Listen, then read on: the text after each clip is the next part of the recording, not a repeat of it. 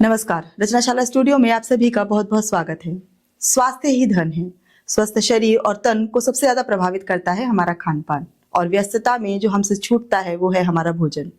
कब, क्या, कैसे और कितना खाना है हम ध्यान ही नहीं देते। आज के पॉडकास्ट में हम आपको मिलवा रहे हैं एक न्यूट्रिशनिस्ट से जिन्होंने बच्चों के पोषण, महिलाओं में हार्मोनल इम्बैलेंस और वजन कम करने जैसे विषयों पर काम किया है। उनकी अप्रोच है no starving, no extreme eating, बस समझदारी से खाना, शरीर की सुनना और एक्सरसाइज करना। तो आइए मिलवाते हैं आपको न्यूट्रिशनिस्ट चांदनी वर्मा जी से, जो न केवल आपकी थाली में बदलाव करेंगी बल्कि आपकी सोच की दिशा भी बदल देंगी। नमस्कार चांदनी जी, आपका रचनाशाला स्टूडियो में बहुत बहुत स्वागत है। नमस्ते नमस्ते रचना जी, मैं बहुत खुश हूँ। मेरा ज़हे नसीब कि आपने मुझे बुलाया रचनाशाला में। I am really very happy and excited. Thank you so much for coming. हम सबकी जिंदगी बड़ी तेजी से भाग रही है, और इस भागती जिंदगी में जो सबसे पीछे छूटा है वो हमारा खाना पीना है, और शायद सबसे ज्यादा लापरवाही भी वही हो रही है। बिल्कुल। हम बड़ा पढ़ते आए हैं बैलेंस्ड डाइट, तो क्या एक्चुअल बैलेंस डाइट हम खा रहे हैं? ये बहुत अजीब सा क्वेश्चन है रचना जी, लेकिन बहुत सही क्वेश्चन है। बिल्कुल ठीक कहा आपने। इतनी मैकेनिकल हमारी जिंदगी हो गई है, भागते रहते हैं, दौड़ते रहते हैं, न्यूक्लियर फैमिलीज हो गई हैं, फास्ट फूड, इतने सारे फूड आउटलेट्स और रेडी टू रीच फूड कि आपने एक बटन दबाया और घर पे खाना हाजिर। इसमें शायद जितनी मेहनत हमारी दादी नानी, हमारी माँ किया करती थी, उतनी मेहनत करने का ना तो शायद हमारे पास समय है और ना शायद वो जज्बा रह गया है। उतना सब्र भी नहीं है। एग्जैक्टली तो सब कुछ जल्दी जल्दी चाहिए। बिल्कुल, तभी तो मैंने कहा कि समय शायद नहीं रह गया है, तभी वो सब्र भी नहीं रह गया है। बट यस, बैलेंस डाइट बहुत इंपॉर्टेंट है हमारे लिए।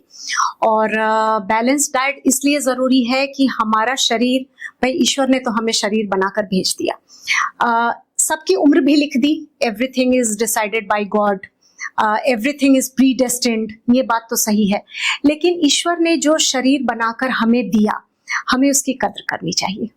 और हम उसकी कद्र तभी कर पाएंगे जब हम छोटी छोटी बातों का, छोटी छोटी चीजों का ध्यान रखेंगे। और बैलेंस्ड डाइट की बात करें तो ये छोटी नहीं, बहुत बड़ी चीज है, जिसके बल पर हमारा शरीर चलता है, जिसके बल पर हमारा दिमाग चलता है, जिसके बल पर हमारी जिंदगी चलती है, वो है खाना। एक हेल्दी पर्सन, जैसे मैं कहूँ कि मैं हेल्दी हूँ या आप हेल्दी हो, तो सिर्फ ये नहीं होता है कि हम फिजिकली हेल्दी दिख रहे हैं, राइट? आप फिजिकली भी हेल्दी हैं, आप मेंटली भी हेल्दी हैं, आप इमोशनली भी हेल्दी हैं, आप साइकोलॉजिकली भी हेल्दी हैं, आप सोशली भी हेल्दी हैं। Then you are a complete healthy person. ये मैं नहीं कहती, ये WHO कहता है। WHO के नए गाइडलाइंस के हिसाब से एक हेल्दी पर्सन वही होता है जो physically, mentally, emotionally, psychologically, socially healthy होता है। तो हम कैसे रहेंगे इन चीजों के साथ हेल्दी? इन चीजों के साथ हम तभी हेल्दी रहेंगे जब हम बैलेंस्ड डाइट लेंगे, क्योंकि एक बैलेंस्ड डाइट सिर्फ हमारे शरीर को स्वस्थ नहीं बनाता, हमें स्वस्थ नहीं बनाता, बल्कि हमें मानसिक रूप से भी स्वस्थ रखता है। इसलिए हमारी जिंदगी में एक बैलेंस्ड डाइट, हेल्दी डाइट बहुत जरूरी है। हमारा जो पारंपरिक फूड है, हम भारतीय हैं, और हमारा अपना हर स्टेट एक तो अलग अलग है, राइट, और हर स्टेट का अपना फूड है। तो क्या वो फूड हमारे लिए बिल्कुल ठीक है?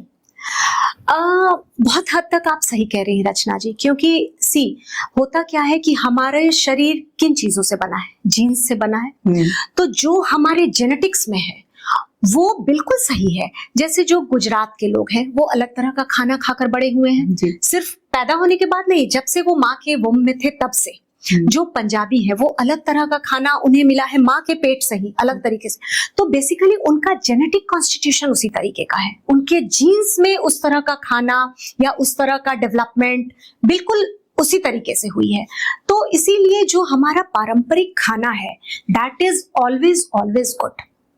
क्योंकि ये बहुत सारे अब फैंसी फूड्स आ गए हैं, राइट? आप बाजार में भी देखेंगी या न्यूट्रिशनिस्ट, डाइटिशियंस बताते हैं फैंसी फूड, लेकिन कुछ चीजें हैं जो हमारे भारत में ही हुई, जो हमारी भारतीयता से जुड़ी हुई हैं, जो अलग अलग स्टेट से जुड़ी हुई हैं।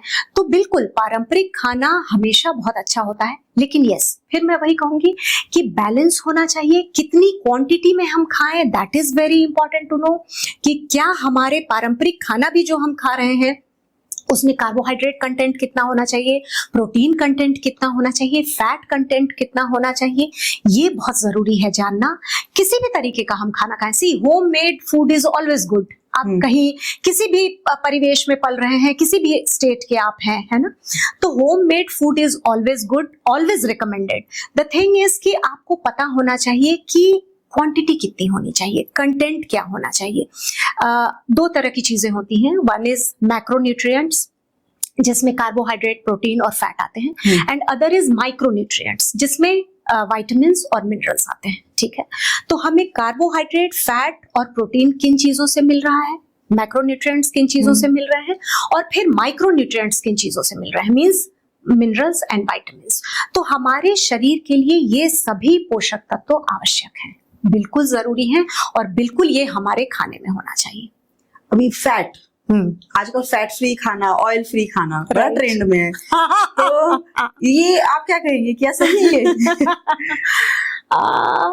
फैट फ्री फूड कुछ भी नहीं होता रचना जी। सी, हमारे शरीर को कार्बोहाइड्रेट की भी जरूरत है, प्रोटीन की भी जरूरत है, फैट की भी जरूरत है। जब हम बीइंग न्यूट्रिशनिस्ट किसी का डाइट प्लान तैयार करते हैं तो उसमें 45% टू 65%, 60% हम कार्ब्स लेकर चलते हैं, कार्बोहाइड्रेट, राइट? क्योंकि कार्बोहाइड्रेट की आवश्यकता, फैट की आपने बात की, मैं पहले कार्बोहाइड्रेट की बात करती हूँ। जैसे आजकल आप सुनेंगे कि नहीं मैं नो कार्ब डाइट पे हूँ, मैं कार्ब नहीं ले रही, राइट? हाँ। या लो कार्ब डाइट पे हूँ, ये मेरे हिसाब से बहुत ठीक नहीं है, क्योंकि कार्बोहाइड्रेट की आवश्यकता हमें है। 45 टू 60% हमें कार्बोहाइड्रेट की आवश्यकता है। क्यों है आवश्यकता? क्योंकि हमारे ब्रेन को प्रॉपर तरीके से फंक्शन करने के लिए, you will be surprise to know कि 100 ग्राम कार्बोहाइड्रेट पर डे हमारे ब्रेन को चाहिए प्रॉपर तरीके से काम करने के लिए। तो अगर हम लो कार्ब डाइट या नो कार्ब डाइट लेंगे, 100 ग्राम से कम कार्बोहाइड्रेट देंगे, तो हमारा ब्रेन कैसे फंक्शन करेगा? ठीक है, वैसे ही हमारे हार्ट मसल को फंक्शन करने के लिए भी कार्बोहाइड्रेट की जरूरत होती है, तो कार्बोहाइड्रेट तो मच रिक्वायर्ड है। तो 45 टू 60% हम खाने में कार्बोहाइड्रेट देते हैं। अगेन इस पर हम बाद में बात करेंगे कि किस तरह का कार्बोहाइड्रेट होना चाहिए, राइट? वैसे ही जब हम प्रोटीन कैलकुलेशन करते हैं तो प्रोटीन कैलकुलेशन हमारे खाने में 15% टू 20% प्रोटीन कैलकुलेशन करते हैं। प्रोटीन डिपेंड करता है, जेंडर वाइज डिपेंड करता है, फिजिकल एक्टिविटी लेवल क्या है, किसको कितना मसल मास रखना है, क्या है, तो इस तरीके से प्रोटीन की रिक्वायरमेंट होती है। वैसे ही अगर हम फैट की बात करें तो you will be surprise to know कि जब हम किसी का डाइट प्लान बनाते हैं तो 25 टू 30% उसके खाने में हम फैट इंक्लूड करते हैं। अच्छा, अगेन फिर बात यही हो गई कि आप फैट किस तरह का यूज करते हैं। देसी घी बहुत चलता है हमारे भारतीय खाने में, तो क्या ये ठीक है? सी, अगर मैं आपको आम भाषा में समझाने की कोशिश करूं, एक लेमैन की भाषा में समझाने की कोशिश करूं, तो 3 तरह के फैट्स होते हैं। Sat fat mean saturated fat, unsaturated fat and trans fat. ठीक है, ऐसा कहा जाता है ट्रांस फैट नो, बिल्कुल नहीं। ठीक है, अब बात आई कि ट्रांस फैट कहाँ मिलता है भाई, किस तरह के फैट को हमें बिल्कुल नो कहना चाहिए। तो ट्रांस फैट, आपको याद होगा जब हम छोटे थे तो डालडा आता था घर में, है ना? हाँ। हमारी मम्मियाँ पूरी तलने के लिए डालडा का प्रयोग करती थी। फिर उसके बाद ये भी आया, वनस्पति आता था। हाँ, रिफाइंड तो बाद में आया, जब हम बड़े हुए तब आया, बट शुरू में मुझे याद है कि डालडा चलता था। डालडा के डब्बे आते थे येलो कलर के, आपको शायद याद होगा, सबके घरों में स्टोरेज के लिए। Yes exactly. तो Dalda that is full of trans fat. ठीक है, vanaspati that is full of trans fat, plus ये जो प्रोसेस्ड फूड होते हैं, केक होते हैं, मेयोनीज होते हैं, इसमें बहुत ट्रांस फैट होता है। तो वी शुड स्ट्रिक्टली से नो। मेयोनीज तो बच्चे इतना पसंद करते हैं खाना, चीज मेयोनीज। बिल्कुल, तो ये सब में ट्रांस फैट होता है। चीज तो नहीं, चीज तो अलग चीज हो गई, but mayonnaise, cake, processed food, Dalda, वनस्पति, ये सब ट्रांस फैट, इनमें ट्रांस फैट मिलता है। तो ट्रांस फैट बिल्कुल नो। अब बात करें सैट फैट की, सैचुरेटेड फैट की। सैचुरेटेड फैट वो फैट होता है जो आमतौर पर रूम टेम्परेचर पर जम जाता है, जैसे घी, जैसे कोकोनट ऑयल। ठीक है, इस तरह के जो ऑयल हैं, या घी हुआ, कोकोनट ऑयल हुआ, these are known as saturated fat. और अनसैचुरेटेड फैट जो होता है वो रूम टेम्परेचर पर भी लिक्विड स्टेट में रहता है। जैसे ऑलिव ऑयल हो गया, कैनोला ऑयल हो गया, सरसों का तेल हो गया, मस्टर्ड ऑयल हो गया। तो ट्रांस फैट के बारे में मैंने कहा स्ट्रिक्टली नो। सैट फैट के बारे में हम कहते हैं कि it should be in moderate quantity, come Okay. इसमें खाइए, लेकिन पूरी तरह से अवॉइड करें ऐसा कोई जरूरी नहीं। घी की बात करें तो yes we can have ghee, but again in little और moderate amount. 1 tablespoon of ghee is recommended. एक दिन में आप 1 टेबल स्पून घी ले सकते हैं। अब घी कहाँ से आ रहा है, कितना शुद्ध है, ये वो डिपेंड अलग करता बात है, है, वो जी। अलग बात है। वैसे ही कोकोनट ऑयल के बारे में मैं बताऊं, जैसे आप साउथ इंडिया में देखेंगे बहुत सारे खाने में coconut Coconut oil oil use use होता है हाँ, ना। हाँ। तो अगेन कोकोनट ऑयल चूंकि रूम टेम्परेचर पर जम जाता है तो this is a sat fat, saturated fat है, लेकिन कोकोनट ऑयल सैट फैट होने के बावजूद हेल्दी माना जाता है, क्योंकि ये एचडीएल कोलेस्ट्रॉल जो होता है, जो हमारे बॉडी में अच्छा कोलेस्ट्रॉल होता है, उसको बढ़ाता है। तो अच्छा। उसको बढ़ाता है तो हम मॉडरेट क्वांटिटी में कोकोनट ऑयल भी यूज कर सकते हैं। अब बात करते हैं हम अनसैचुरेटेड फैट की। Unsaturated fat is the healthiest fat, Okay. जो कि रूम टेम्परेचर पर, आम भाषा में मैं बात करूं तो अगेन आप कैसे ये डिस्टिंग्विश कर सकते हैं कि कौन सा अनसैचुरेटेड फैट है, कौन सा सैचुरेटेड फैट है। तो अनसैचुरेटेड फैट जो कि रूम टेम्परेचर पर लिक्विड में रहता है, ठीक है। ठीक है। हमारा कैनोला ऑयल हो गया, ऑलिव ऑयल हो गया, सनफ्लावर ऑयल हो गया, सरसों का तेल, हमारा मस्टर्ड ऑयल हो गया, हाँ। बिल्कुल ये सब अनसैचुरेटेड फैट होते हैं। अगेन इसमें बहुत टेक्निकलिटीज में मैं नहीं जाऊंगी कि मूफा क्या है, पूफा क्या है, लेकिन इसमें ओमेगा 3 ओमेगा 6 फैटी एसिड्स वगैरह पाए जाते हैं। तो बिल्कुल बिल्कुल बिल्कुल हमें अनसैचुरेटेड फैट लेना चाहिए, लेकिन अगेन फिर वो कितनी क्वांटिटी में लेना चाहिए, ये बेहतर यही है कि आप अपने डाइटिशियन से, अपने न्यूट्रिशनिस्ट से पूछ कर बात करें। बट हम खाने में 25 से 30% फैट का इस्तेमाल करते हैं, करेंगे बिल्कुल। इसलिए नो फैट फूड बिल्कुल ऐसा बिल्कुल कुछ नहीं होता। तो ध्यान रखिए, थोड़ा फैट भी जरूरी है। बिल्कुल जरूरी है, बिल्कुल जरूरी है। एक फ्रूट्स भी बहुत होता है कि फ्रूट्स खाकर हम लोग रह लेते हैं पूरा दिन, तो क्या काफी है फ्रूट्स खा करके हमारे लिए, हमें एक हेल्दी है हमारे लिए? नहीं, हेल्दी तो है, बिल्कुल हेल्दी है फ्रूट, क्योंकि मैंने जैसा आपको बताया कि सिर्फ फ्रूट से हमें क्या मिलता है, फ्रूट से हमें फाइबर्स मिलते हैं, फ्रूट से हमें विटामिन्स मिलते हैं, फ्रूट से हमें मिनरल्स मिलते हैं, और फ्रूट से हमें एंटीऑक्सीडेंट्स मिलते हैं। सैलेड्स भी लोग ज्यादातर खाना पसंद करते हैं। सैलेड्स की बात हम बाद में करेंगे, पहले आई एम टॉकिंग अच्छा, अबाउट फ्रूट्स। जैसे बहुत लोग कहते हैं कि फ्रूट्स खाने से, कुछ लोग कहते हैं कि मोटे हो जाते हैं हम, फ्रूट्स कहते हैं कि नहीं मैं फ्रूट्स पे ही पूरे दिन रह जाऊं तो मेरा वेट लॉस जल्दी होगा। इसमें भी बहुत सारी कंट्रोवर्सीज है, राइट। बट अगर हम फ्रूट्स की बात करें तो फ्रूट्स में मेनली फाइबर, विटामिन, मिनरल्स और एंटीऑक्सीडेंट्स होते हैं, राइट। लो कैलोरी होता है। आपका वेट लॉस कब होगा? जब आपका कैलोरी डेफिशिट होगा, आपको कम कैलोरी दी जाएगी तो आपका वेट लॉस होगा, ठीक है। तो फ्रूट खाने से ऑब्वियसली आपको कम कैलोरीज मिलेंगी, क्योंकि उसमें कार्बोहाइड्रेट, उसमें प्रोटीन, उसमें फैट बहुत ज्यादा तो आपको जा नहीं रहा है, बिल्कुल, हाँ। उसमें आपको फाइबर्स जा रहे हैं, विटामिन जा रहे हैं, मिनरल्स जा रहे हैं और एंटीऑक्सीडेंट्स जा रहे हैं। तो फ्रूट आपके लिए बहुत हेल्दी है, लेकिन अगेन जब हम लो कार्ब फ्रूट ऑप्ट करें, जैसे जो for a general healthy person, वो तो मान लीजिए हाई कार्ब फ्रूट भी लेता है तो ठीक है, बट जैसे अगर हम सीनियर सिटीजन्स की बात करें या ओबेसिटी है किसी को, उसकी बात करें, तो always go for low carbs fruit. अब लो कार्ब्स फ्रूट में क्या आते हैं? एप्पल्स आ गए, ऑरेंजेस, जितने भी सिट्रस फ्रूट्स हैं वो आ गए, उसके अलावा पोमग्रेनेट हो गया, पाइनएप्पल हो गया, इस तरह के जितने फ्रूट्स हैं ये आते हैं लो कार्ब फ्रूट में। तो फ्रूट्स हम बिल्कुल ले सकते हैं। हाँ, हाई कार्ब फ्रूट में आते हैं मैंगो है, या फिर आपको चीकू है, ग्रेप्स है, बनाना है, इसमें कार्बोहाइड्रेट कंटेंट बहुत ज्यादा होता है। तो अगर कोई डायबिटिक है ना, सफरिंग फ्रॉम डायबिटीज, या अगर किसी को ओबेसिटी है, वो वेट लॉस करना चाहता है, तो उनको हाई कार्ब फ्रूट को अवॉइड करना चाहिए और लो कार्ब फ्रूट लेना चाहिए, क्योंकि लो कार्ब फ्रूट में कार्बोहाइड्रेट कंटेंट कम होता है, हाई कार्ब फ्रूट में कार्बोहाइड्रेट और शुगर कंटेंट ज्यादा होता है।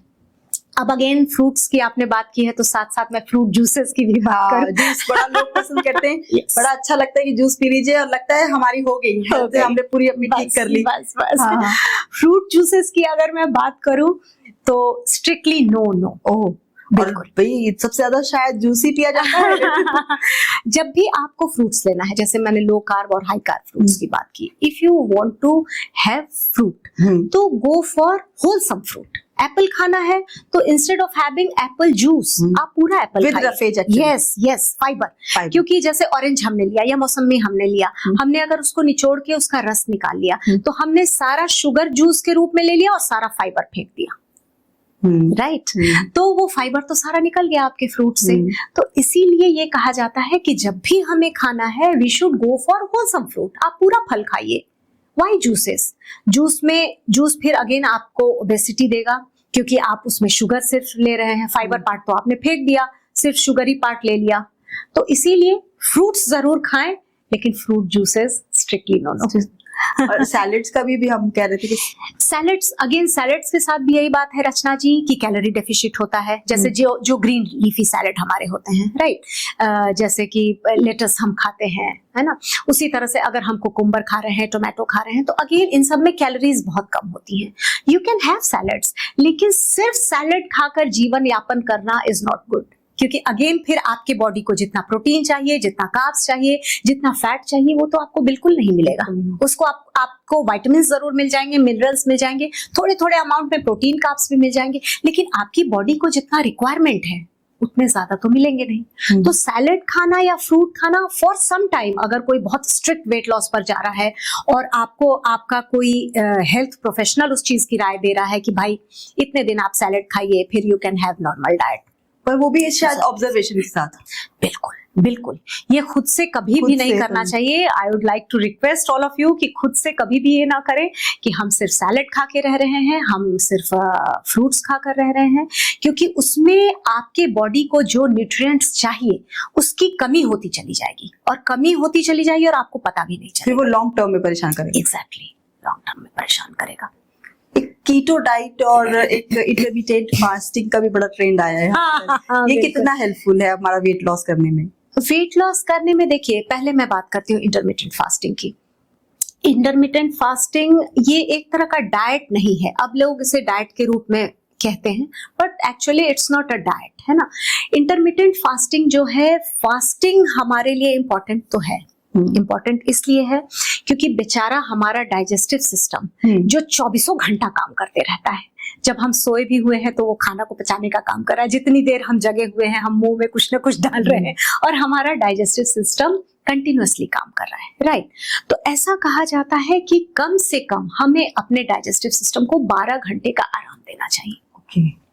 तो इसीलिए कहा जाता है कि भाई रात में 8 बजे आप एकदम विंडो क्लोज करिए और सुबह 8 बजे अपना विंडो ओपन करिए। Okay, this is known as basically intermittent fasting, 12 hours intermittent fasting. बहुत लोग अलग अलग विंडो में भी करते हैं, जैसे 24 घंटे हैं तो 18-6 का भी किया, 16-8 का भी किया, इस तरह से भी इंटरमिटेंट, कोई लोग 14-10 का भी करते हैं। तो but basically 12 hours is enough अगर आप लंबे समय तक करना चाहते हैं, क्योंकि अगर आप 16-8 करेंगे, ठीक है ना, 8 घंटे आपने खाया, खाने का विंडो आपका 8 घंटे का है, और 16 घंटे आपने कुछ नहीं खाया, हो सकता है कुछ समय के बाद आपको कमजोरी लगने लगे, या फिर 8 घंटे जिस वक्त आपको खाने को मिला उस वक्त आपने बहुत सारी चीजें खा ली, राइट, क्यों रे अब आगे हमें 16 घंटे फास्ट पे रहना है ना, तो उस समय ना आपने पोषण पे ध्यान दिया, ना आपने अपने खाने के कंटेंट पर ध्यान दिया, ना फूड आइटम्स पे ध्यान दिया, ना यूजुअल मेजर पे ध्यान दिया, बस आप खाते चले गए, तो नोइंगली अननोइंगली आप बहुत सारी कैलोरीज ले लेते हैं। तो बी माइंडफुल, है ना, अगर आप सोच समझ कर खा रहे हैं उन 8 घंटों में, तब तो this is fine, otherwise go for 12:12। 12 घंटे आप अपना खाने का विंडो खुला रखिए और 12 घंटे एकदम बिल्कुल शट डाउन कीजिए डाइजेस्टिव सिस्टम को, ताकि उस बेचारे को भी आराम मिले तो अगले 12 घंटे के लिए वो तैयार हो पाए। लेकिन बहुत सारे लोग ऐसे भी हैं जो जिनका लाइफस्टाइल एक्चुअली हमारा थोड़ा बदल गया है, या जॉब्स के टाइमिंग अब उतने नहीं है कि हाँ हम सुबह 8 बजे उठकर काम में लग गए और रात को शाम को 6 बजे फ्री हो गए। अब लोगों का स्केड्यूल बहुत अलग है, ऐसे में रात को लेट नाइट क्रेविंग्स भी बड़ी होती है लोगों को, तो आप उसके लिए क्या सजेस्ट करेंगे कि क्या वो ठीक है या बिल्कुल कंट्रोल करना चाहिए? वो ठीक नहीं है, बिल्कुल कंट्रोल करना चाहिए, है ना, क्योंकि हमारी पाचन शक्ति या हमारी जो पाचन की क्रिया होती है, या अगर हम उसको अंग्रेजी में बात करें तो हमारा जो मेटाबॉलिज्म होता है वो थ्रू आउट द डे बहुत अच्छा होता है, और शाम के बाद धीरे धीरे वो धीमा होने लगता है। तभी हमारे बड़े बुजुर्ग कहते थे कि शाम को दिन ढलने से पहले खाना खा लो। एग्जैक्टली, बहुत लोगों का आपको याद होगा कि 6 बजे के बाद लोग नहीं खाते इस वजह से, क्योंकि ड्यूरिंग डे आवर्स आपका मेटाबॉलिज्म हाई रहता है, आपका शरीर काम करता हुआ होता है, आप एक्टिव होते हैं, तभी तो दिन काम करने के लिए और रात सोने के लिए बनाई गई है। तो इस वजह से हमारा डाइजेस्टिव सिस्टम और वो प्रोसेस भी स्लो डाउन होने लगता है। तो बिल्कुल अगर नाइट में क्रेविंग हो रही है तो आप उस चीज को ओवरकम करने की कोशिश करें, आप उस चीज पर काम करने की कोशिश करें। ABC एक फॉर्मूला हम लोग फॉलो करते हैं, ऑलवेज बी काउंटिंग। आप क्या खा रहे हैं, आप कितने फ्रूट्स ले रहे हैं, आप कितने वेजिटेबल्स ले रहे हैं, किस तरह का आप खाना खा रहे हैं, ऑलवेज बी काउंटिंग। आप इस चीज का हमेशा ध्यान रखें। कहते हैं 27 से 30 servings of fruits and vegetables आपको एक वीक में लेना चाहिए। तो यू शुड बी केयरफुल कि अच्छा मेरी कितनी सर्विंग्स हुई हैं फ्रूट्स की, मेरी कितनी। जैसे आपने बैलेंस डाइट की बात की थी, इसमें मैं जिक्र करना चाहूंगी कि जैसे USDA ऑर्गेनाइजेशन जो है उसने एक माई प्लेट का कॉन्सेप्ट दिया है। What is my plate? आप देखेंगे कि इंडियन कंटेक्स्ट में अगर मैं बात करूं तो हमारी हिंदुस्तानी थाली में आमतौर पर क्या होता है, हम रोटी चावल ज्यादा ले लेते हैं, फिर एक कटोरी दाल ले ली, थोड़ी सी सब्जी ले ली और सैलेड के नाम पे 3-4 स्लाइसेस कुकुम्बर के और एक दही ले लिया। दही ले लिया, राइट। हाँ हाँ बिल्कुल। तो लेकिन माई प्लेट में ये कहा जाता है कि माई प्लेट का जो डिस्ट्रीब्यूशन है that should be 30% grains, 30% vegetables, 20% proteins and 20% fruits with a small glass of yogurt, small glass of milk, मतलब एनी डायरी प्रोडक्ट, राइट। ये हमारे माई प्लेट का कॉम्पोजिशन होना चाहिए। अब 30% ग्रेन्स की जो मैं बात करूं, ओब्वियसली इसमें जो होल ग्रेन्स है, I am talking about whole grains, जिसमें कि ब्राउन राइस आ गया, होल व्हीट ब्रेड आ गया, इस तरह की जो चीजें हुई। ये नहीं कि हम व्हाइट राइस खा रहे हैं या प्रोसेस्ड फूड खा रहे हैं, वो हम ग्रेन्स में काउंट नहीं करते। 30% ऑफ वेजिटेबल हो गया, तो सब्जियां आपकी जितनी तरह की हैं, ग्रीन वेजिटेबल्स आपने लिया, 20% फ्रूट और 20% प्रोटीन। तो माई प्लेट का कंपोजिशन हमारा इस तरीके का होना चाहिए। ये नहीं कि हमने 80% कार्ब्स ले लिए, रोटी चावल भर भर के थाली में ले ली और फिर थोड़ी सी दाल ले ली, थोड़ी सी सब्जी ले ली, थोड़ा सा सैलेड। एक ये भी आता है कि माताओं को कहते हुए सुना जाता है कि चावल मत खाओ रोटी खाओ, या बहुत लोग कहें कि रोटी मत खाओ चावल खाओ। तो क्या ठीक है, रोटी या चावल? नहीं, ऐसा कुछ भी नहीं है कि रोटी ठीक है या चावल ठीक है, या रोटी ठीक नहीं है या चावल ठीक नहीं है ना। बेसिकली कार्बोहाइड्रेट हमें रोटी से भी मिल रहा है, कार्बोहाइड्रेट हमें चावल से भी मिल रहा है, राइट। लेकिन अगेन फिर मैंने बात की, अगर आपको चावल लेना है and you want to go for a healthier option, तो आप ब्राउन राइस खाएं, क्योंकि again brown rice whole grains हो गया, व्हाइट राइस प्रोसेस्ड हो गया, ठीक है। रोटी की अगर हम बात करें तो रोटी में हम मिलेट्स का ऑप्शन हमारा अच्छा होता है कि रागी रोटी लिया, बाजरा रोटी लिया, ज्वार रोटी लिया। व्हीट रोटी अवॉइड करने को कहा जाता है, इसीलिए कहते हैं कि मल्टीग्रेन या इस तरह के आप ग्रेन्स को मिलाकर आटा आप बनवा लें। ठीक है, क्योंकि मैंने ये भी सुना है कि हमारा जो डाइजेशन सिस्टम है वो एक बार में एक ही तरह की चीज को डाइजेस्ट करता है। बिल्कुल ठीक आपने सुना है, क्योंकि जैसे डायबिटिक पेशेंट्स भी होते हैं, उनको आमतौर पर कहा जाता है कि आप रोटी खाइए, चावल नहीं खाइए, लेकिन they can have rice. But अगर आप राइस खा रहे हैं तो सिर्फ आप थोड़े पोर्शन का राइस खाइए। अगर आप रोटी खा रहे हैं तो जितना पोर्शन आपके डाइटिशियन ने कहा है उतनी ही रोटी खाइए, और एक का खाइए, दैट इज ऑलवेज बेटर। कि आज आपने बाजरा की रोटी खाई, आज आपने रागी की रोटी खाई, आज आपने व्हीट की भी रोटी खाई। कई लोग कहते हैं, मेरे पास आते हैं, नहीं मैम मेरा तो घर का गेहूं है, बिल्कुल प्योर है, तो क्या मैं व्हीट की रोटी खा सकती हूँ? खा सकते हैं, जरूर खा सकते हैं, क्यों नहीं खा सकते। तो ये रोटी चावल का ऐसा भी कुछ ये नहीं है। प्रोसेस्ड फूड नहीं होना चाहिए, that is important. Whole grains होने चाहिए, दैट इज इम्पोर्टेंट। एक ओट्स भी बहुत आजकल ट्रेंड में आया है, हाँ, तो क्या ये ओट्स खाना ठीक है? ओट्स खाना ठीक है, बिल्कुल। ओट्स है, कीनुआ है, ये सब जो चीजें हैं, इसको अगर सही तरीके से बना करके खाया जाए तो ये बहुत अच्छा है। ऑल्दो कीनुआ बाहर से आया, कीनुआ हमारे इंडिया का नहीं है, इंडियन फूड नहीं है, बट कीनुआ इज इन ट्रेंड, है ना, क्योंकि हाई प्रोटीन कंटेंट होता है कीनुआ में, है ना, और वेरी लो कैलोरी फूड। तो कीनुआ भी हम खा सकते हैं, ओट्स भी हम खा सकते हैं, ऐसा कुछ भी नहीं है।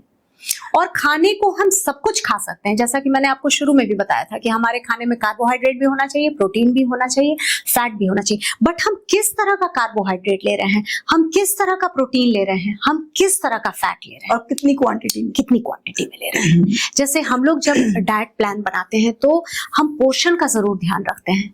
मेरे पास जो भी क्लाइंट्स आती हैं उनको मैं 3-4 चीजें पहले तो खरीदने बोलती हूँ कि भाई सबसे पहले आप मेजरिंग कप्स और मेजरिंग स्पून खरीदें, क्योंकि मैं लिखूंगी 30 ग्राम रागी, तो आप कैसे मेजर करोगे कि कितना 30 ग्राम लेना है? तो you should have a small kitchen scale जिस पर आप देखोगे। मैं लिखूंगी 1 कप ग्रेटेड कैरेट, तो 1 कप के साइजेस तो हर के घर में अलग अलग होते हैं। तो मेजरिंग कप, मेजरिंग स्पून और एक छोटा किचन स्केल, जो भी डाइट फॉलो करना चाहते हैं, जिस भी डाइटिशियन के अंडर में फॉलो करना चाहते हैं, ये चीजें आपके पास जरूर होनी चाहिए। तो quantity is very very important, क्योंकि सबकी किलो कैलोरी डाइट की जो रिक्वायरमेंट है वो अलग अलग है।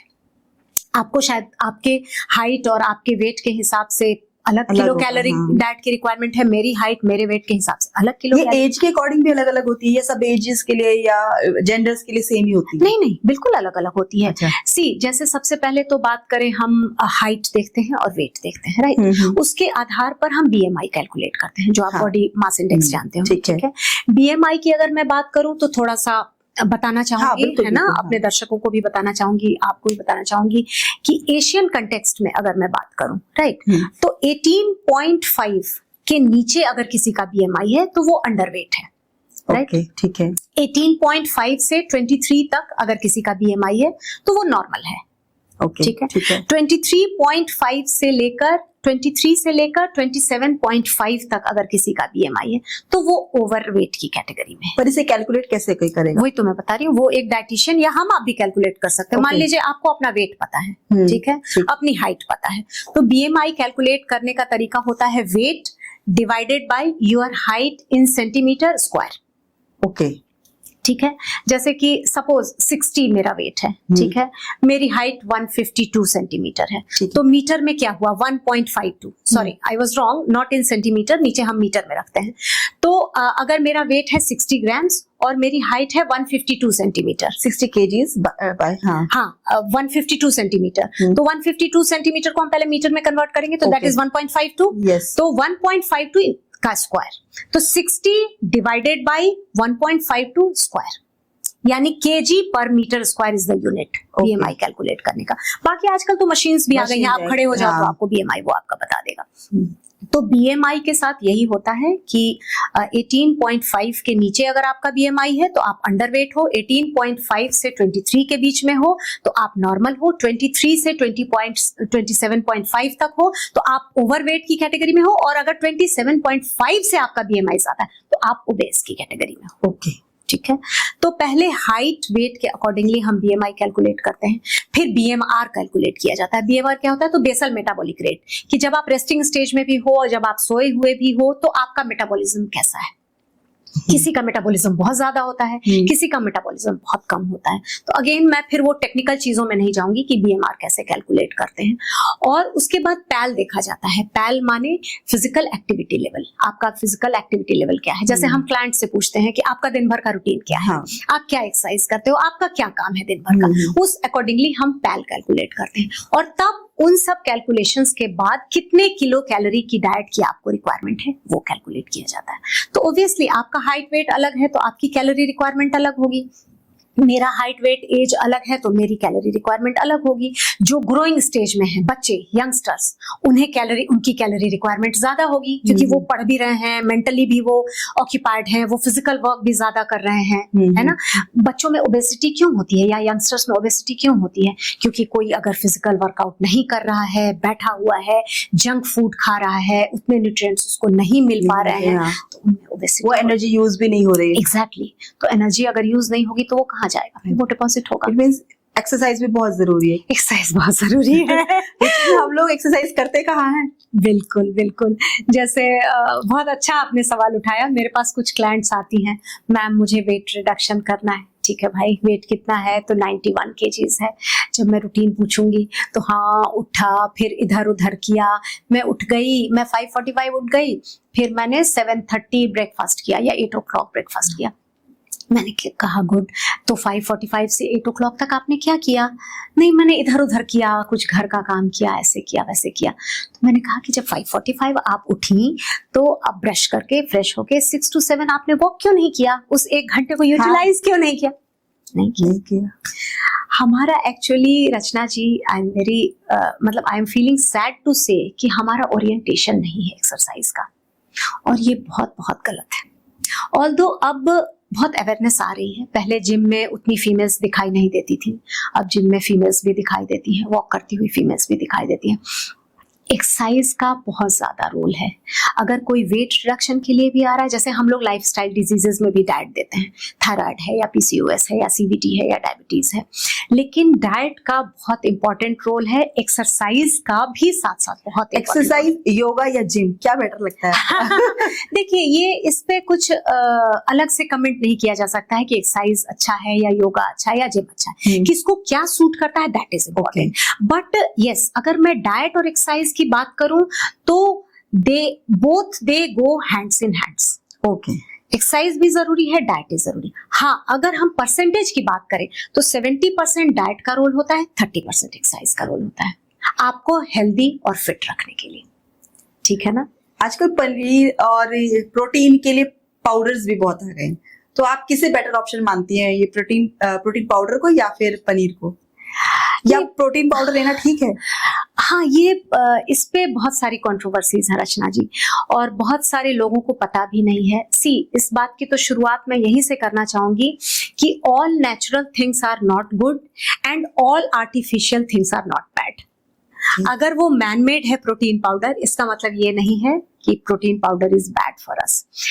अगर मैं प्रोटीन की बात करूं तो बीइंग न्यूट्रिशनिस्ट मैं ये बताना चाहूंगी कि हमारी बॉडी को कितनी प्रोटीन की रिक्वायरमेंट होती है।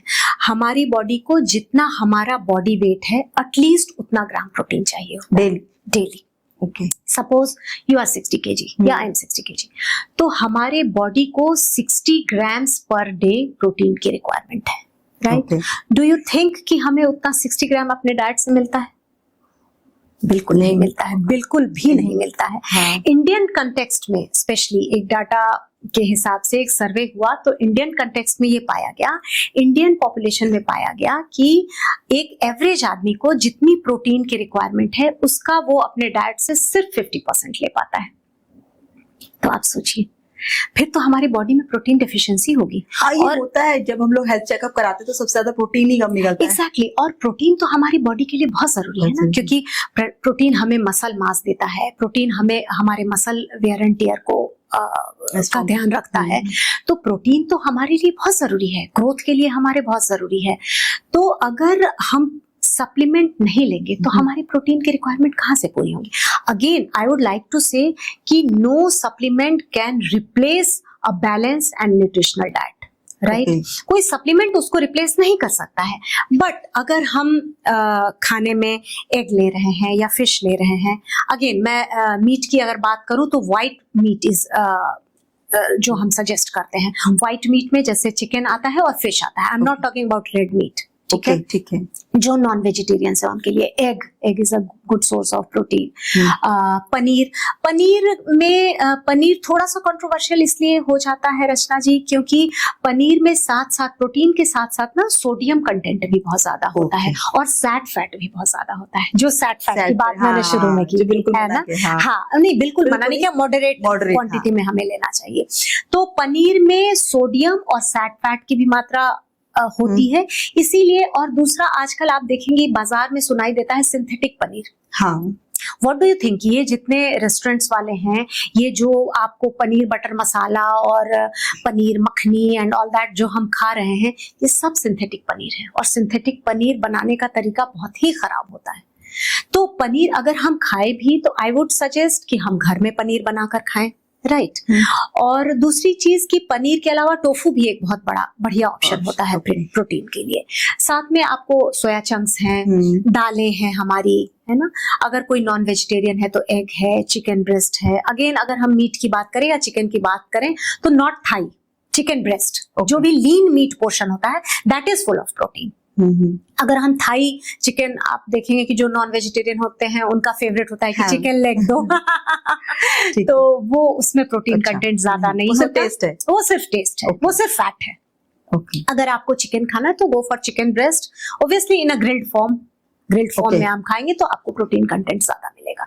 तो प्रोटीन पाउडर बिल्कुल हमें लेना चाहिए, क्योंकि अगर हमारा खाना, दिन भर का खाना, या तो आप अपने न्यूट्रिशनिस्ट से, अपने डाइटिशियन से कैलकुलेट कराइए कि आपके खाने में आपके उम्र के हिसाब से, आपके वेट के हिसाब से जितना प्रोटीन चाहिए उतना मिल पा रहा है या नहीं मिल पा रहा है।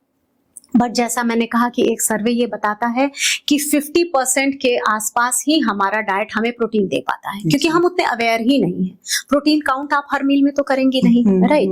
तो अगर आपको आपकी प्रोटीन की रिक्वायरमेंट सिर्फ फूड से नहीं फुलफिल हो पा रही है तो obviously you should go for protein supplement. Protein powder. हाँ, उसमें ये जरूर है कि न्यूट्रिशनल वैल्यूज जो पीछे लिखी हुई होती हैं उसको अपने न्यूट्रिशनिस्ट से या उसको अपने डाइटिशियन से जरूर दिखाकर गो फॉर अ प्रोटीन पाउडर कि उसमें एडेड शुगर तो नहीं है, उसमें ट्रांस फैट तो नहीं है, उसमें सैट फैट तो नहीं है, एक स्कूप में वो कितनी कैलोरी दे रहा है। नहीं तो पता चला कि आपने प्रोटीन पाउडर कोई भी खरीद लिया। Always go for a good brand और न्यूट्रिशनल वैल्यू पढ़कर उसको किसी अच्छे हेल्थ प्रोफेशनल से दिखाकर तभी खरीदना चाहिए, ताकि आपको पता रहे कि आप जो ले रहे हो। जैसे मैं किसी को रेकमेंड करती हूँ तो आई ऑलवेज टेल हर और हिम कि भाई मुझे न्यूट्रिशनल वैल्यू दिखाकर तब प्रोटीन खरीदना, ताकि आपने खरीद लिया प्रोटीन के नाम पर कुछ भी सस्ता देखकर या वैसा देखकर और उसमें पता चला शुगर भी है, एडेड शुगर भी है, ट्रांस फैट भी है, तो वो हमें फायदे के बजाय नुकसान पहुंचाएगा। तो अगर हम एक स्कूप प्रोटीन लेते हैं, स्कूप का साइज जो प्रोटीन पाउडर के साथ आता है, डेली तो वो इतना ले सकते हैं तो तकरीबन वो हमें 25 से 28 ग्राम के आसपास प्रोटीन दे देता है। तो आप ये सोचिए कि 25-28 ग्राम तो हमें प्रोटीन पाउडर से मिल गया, तो जो बचा हुआ है वो हम अपने खाने से फुलफिल करेंगे। अगेन प्रोटीन के साथ एक चीज और भी होती है कि अगर हम हाई प्रोटीन देना किसी को भी शुरू करते हैं या प्रोटीन पाउडर हमने शुरू किया, तो बॉडी दो तरह से रिएक्ट करती है। किसी को कॉन्स्टिपेशन हो सकता है, किसी को लूज मोशन हो सकते हैं। तो उसमें a client should always tell, आप अपने न्यूट्रिशनिस्ट को बताइए या जिन्होंने भी आपको रिकमेंड किया है हेल्थ प्रोफेशनल को बताइए, तो हम उसकी क्वांटिटी कम कर देते हैं। जैसे अगर मान लीजिए मैंने किसी को एक स्कूप प्रोटीन दिया है ना, वेट लॉस के लिए यूजुअली हम पानी में प्रेफर करते हैं देना, और वेट गेन अगर किसी को करना है या कोई यंग बच्चा है जिसको मसल मास बनाना है तो दूध में प्रेफर करते हैं देना, राइट। लेकिन किसी ने अगर मुझसे कंप्लेन की कि मुझे तो कॉन्स्टिपेशन हो गया, तो हाई प्रोटीन डाइट से कई बार कॉन्स्टिपेशन हो जाता है, तो हम उसकी क्वांटिटी कम कर देंगे। Then I will go for half scoop. जब उस हाफ स्कूप पर उसका पेट एक्लेमेटाइज कर जाएगा, फिर हम उसकी क्वांटिटी धीरे-धीरे बढ़ाएंगे। बट यस, प्रोटीन पर तो आपको बहुत ज्यादा ध्यान रखना चाहिए, इसमें कोई शक नहीं है। सॉल्ट और शुगर की भी, कई लोग कहते हैं हमने शुगर बिल्कुल छोड़ दिया है, हम सॉल्ट फ्री फूड खाते हैं, तो क्या बिल्कुल सॉल्ट और शुगर छोड़ देना भी ठीक है?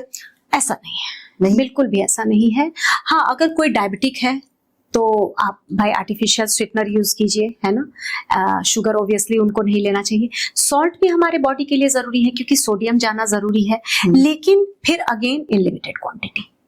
सॉल्ट और शुगर इन दोनों को वैसे तो व्हाइट पॉइजन्स कहा जाता है लेकिन इसका मतलब ये नहीं कि हम बिल्कुल भी छोड़ दें। अगर कोई एक नॉर्मल हेल्दी पर्सन है और अगर वो कैलोरी काउंट करके अपने हिसाब से उस चीनी ले रहा है, कोई बात नहीं, है ना। अगर कोई सॉल्ट ले रहा है, लिमिटेड क्वांटिटी में ले रहा है, कोई बात नहीं। ऐसा कुछ भी नहीं है कि आपको बिल्कुल सॉल्ट फ्री फूड और बिल्कुल शुगर फ्री फूड खाना चाहिए, ऐसा कुछ भी नहीं होता। आयोडीन और सेंधा नमक की भी बात होती है, क्या बेटर है? आयोडीन तो हमारे थायराइड फंक्शन के लिए जरूरी है ना, तो आयोडीन तो हमें चाहिए ही चाहिए। और सेंधा नमक को हेल्दियर फॉर्म ऑफ सॉल्ट कहा जाता है।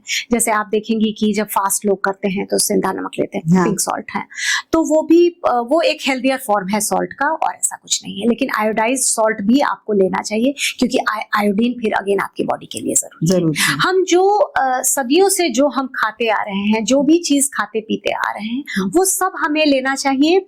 बस पोर्शन का और मॉडरेशन का और बैलेंस का ध्यान रखना है, दैट्स इट। बाकी हम सब कुछ खा सकते हैं, सब कुछ खा सकते हैं, ऐसा कुछ भी नहीं है कि हम, हाँ अगेन अब किसी को कोई लाइफस्टाइल डिजीजेस है, सफरिंग फ्रॉम डायबिटीज और कार्डियोवैस्कुलर डिजीज, तो उसे कोलेस्ट्रॉल या फैट इंटेक अपना कम करना होगा। कोई डायबिटिक है तो उसे अपना शुगर इंटेक कम करना होगा।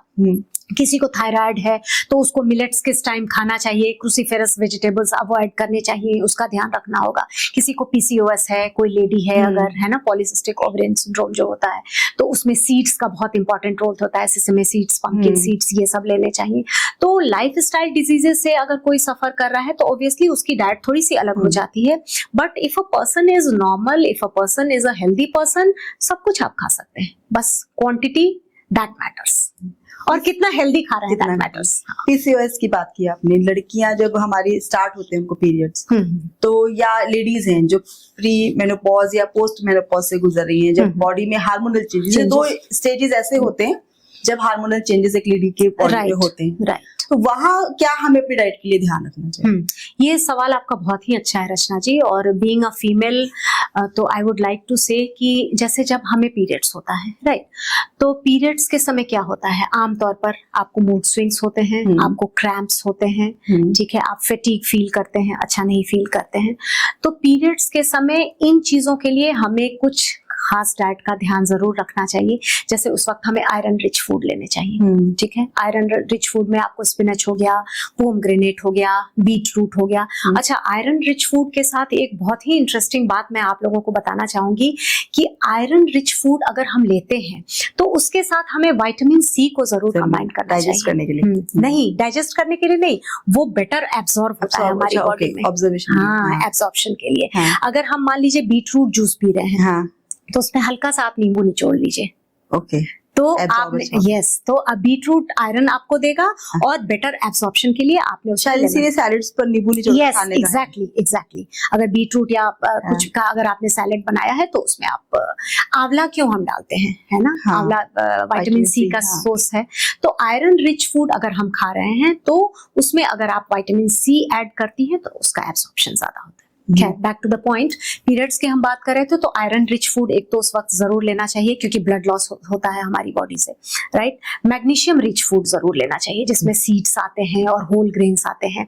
मैग्नीशियम रिच फूड जब हम लेते हैं तो वो हमारे क्रैम्प्स को और मूड स्विंग्स को थोड़ा सा कंट्रोल करता है। और अगेन कैल्शियम और विटामिन डी, कैल्शियम और विटामिन डी तो मच रिक्वायर्ड है क्योंकि ये हमारे ओवरऑल बोन हेल्थ के लिए जरूरी है।